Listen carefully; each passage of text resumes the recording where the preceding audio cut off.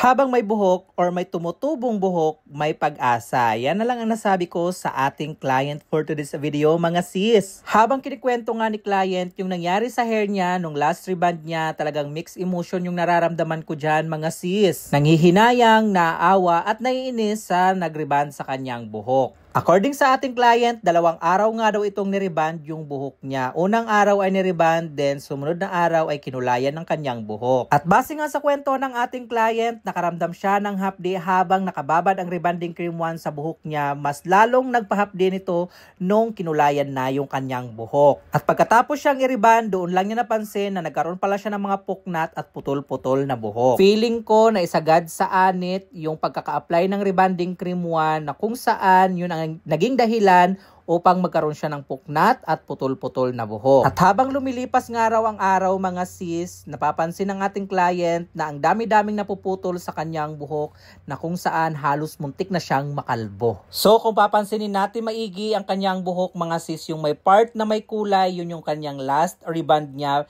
At papansinin natin kung gaano kakapal yung hair, yung bagong tubo na hair niya, pero gano'n naman kakunti yung natira doon sa kanyang last reband. Talagang sobrang lala yung nangyari sa buhok niya or yung pagkakaputol ng kanyang mga buhok. Pinatubo at pinahaba niya muna ulit yung buhok niya ng 1 taon, sa kanya ulit ito ipinareband, mga sis. So at this time ay magpapariband na siya at ang gagawin natin sa kanya is reband, color, and treatment. Since ang ipapagawa niya nga, mga sis, is reband, color, and treatment, at dahil kulot at makapal yung hair strands, yung mga bagong tubo ng kanyang buhok, so ang inuna ko munang ginawa dito ay inaplayan ko muna siya ng hair color bago kami nag-proceed sa rebanding process. Bali, ginupit ko muna pala dyan yung mga tentacles, yung mga natitirang mahahabang buhok niya na last reband ay ginupit ko muna, mga sis, saka kami nag-hair color.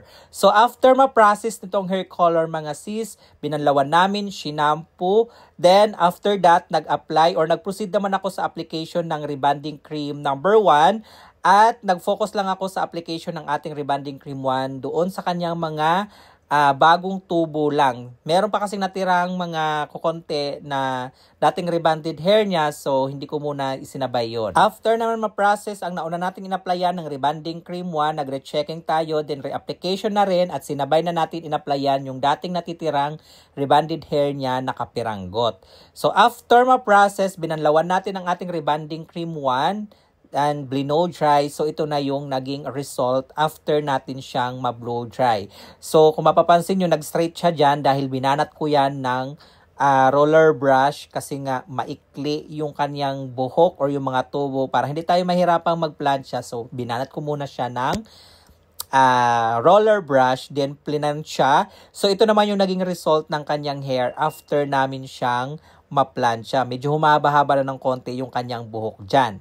After hair ironing process, pinakalma or pina-cool down muna, saka naman kami nag-proceed sa application naman ng neutralizing cream.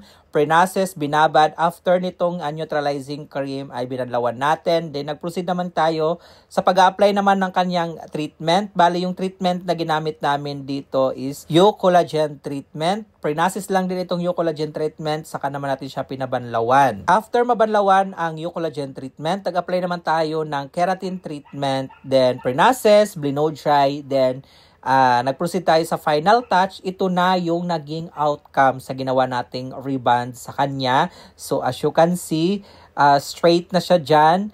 Mukhang maayos na talaga siya tingnan, mga sis. Sabi nga ng ating client, nagmukha na daw buhok yung kanyang hair. Dati ay para daw bunot. So check naman natin yung ating clients after wash result na kinabukasan, pinaliguan niya kaagad yung kanyang hair. So yan yung ating clients feedback.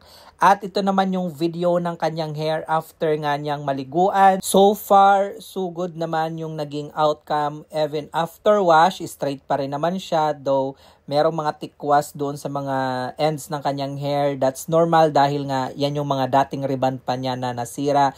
Pero kailangan na lang niyang alagaan ng hair treatment at ipa-trim out kahit monthly. And that's it for today's video. Thank you for watching, and please, utang na loob, don't forget to like, share, comment, and follow our page Chading for more hair transformation. And this is Chading saying have a great hair day always, mga sisi love.